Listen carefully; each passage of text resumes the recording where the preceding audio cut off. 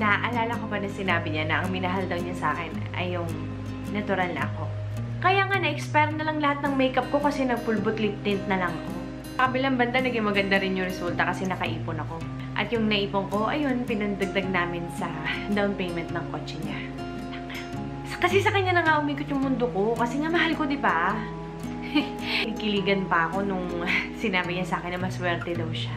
Maswerte daw siya kasi hindi niya kailangan mag-antay ng 3 oras sa girlfriend niya para lang mag-set yung kilay at yung foundation. Hindi kagaya dun sa mga tropa niya at sa mga girlfriends nila. Tapos ngayon ano? Pinagpalit niya ako dun sa kaklase niyang mukhang ugat puno. Tapos pa-post-post pa kayo ng mga gif nyo sa Instagram. Oh well, hindi naman ako bitter talaga. Actually, itong video na to, para sa girlfriend mo mukhang root crop ang kilay. How about some fierce eyebrows bago natin rest backan niya si Raul yung ex na yan? So, kagaya ng eyelids, the first thing that I do with my brows is I prime them. And I'm using here the Bravo Conditioning Primer by Benefit. So, all you have to do is just to twist this in. Tapos may lalabas dito sa taas. Tapos, ayun, ipapahid mo lang siya sa kilay mo. Grabe, nung nasubukan ko to, parang, oh my gosh, pag nag-upgrade ka na ng kilay pencil mo, parang ayaw mo nang bumalik sa dati. And the first thing that I do is to outline the arch and the tail of my eyebrows. As you can see, that's what I'm doing right here. And then, naglalagay din ako ng konting mga parang hair-like strokes dito banda sa harap. Tapos nakikita nyo, fini-frame ko yung aking eyebrow. And I just use this spoolie at the end to brush everything off, as you can see. And at this point, actually, pwedeng ito na lang siya eh. Kasi hindi siya halata na may nilagay ka na product. Parang buhok mo pa rin na natural yung nandun sa eyebrows mo.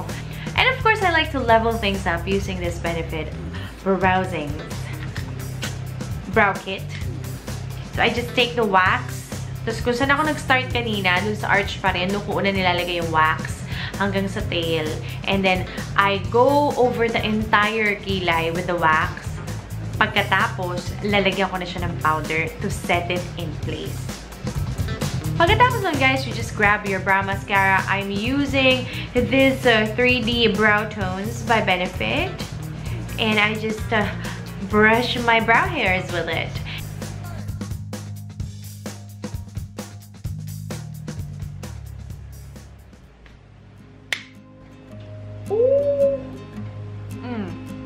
And there! It's so easy. Walang kahirap-hirap, makakaganti ka na. Kidding aside, guys. The reason why I did this makeup tutorial or this kilay tutorial is because I really wanted to show you an updated version of how I do my eyebrows right now. And also kasi, and lagi ko nakikita sa Facebook yung yung nagmahal na saktan ng kilay, nagmahal na saktan, nag-fierce dark lips, yung mga ganon. And naisip ko, oh, that's a good concept. Maybe I can do a video about it. So, here's my little skit. Pero guys, seryoso, nagkaroon ako ng boyfriend. Actually, hindi nga kami mag-boyfriend. Ano ba kami? Wala kaming label. O, diba? Parang tanga lang. Anyway, I was dating this guy before na he doesn't really like me putting makeup on. He doesn't really like me wearing the clothes that I want to wear. You know, parang he's turning me into some lotion girl. Yun yung gusto-gusto niyang itsura ko. Kasi yun daw yung natural na ako. Eh, ito yung natural na ako. Ito yun. What you see is what you get. So, ayun, nung nahimasmasan ako ng konti, sabi ko, no. I deserve a man who loves me for me.